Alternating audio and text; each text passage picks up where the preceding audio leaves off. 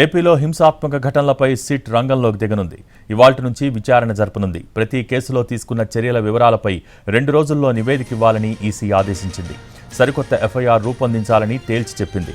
పల్నాడు, తిరుపతి, అనంతపురం ఈ 3 జిల్లాల్లో ఎక్కువగా హింస జరిగిందని, నియంత్రించడంలో అధికారులు పూర్తిగా విఫలమయ్యారని తీవ్ర అసహనం వ్యక్తం చేసింది ఈసీ. బాధ్యులైన అధికారులపై చర్యలు చేపట్టాలని సీఎస్, డీజీపీలకు ఆదేశాలు జారీ చేసింది.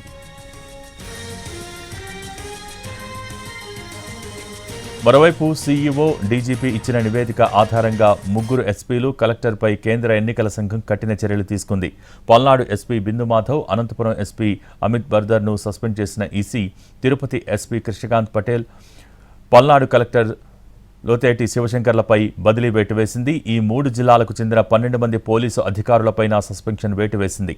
మొత్తం 16 మందిపైన శాఖాపరమైన విచారణ జరిపించాలని ఆదేశించింది కేంద్ర ఎన్నికల సంఘం. ఇవాళ సాయంత్రం 3 గంటల్లోగా వారిపై ఛార్జ్షీట్ వేయాలని సీఎస్, డీజీపీలను ఆదేశించింది.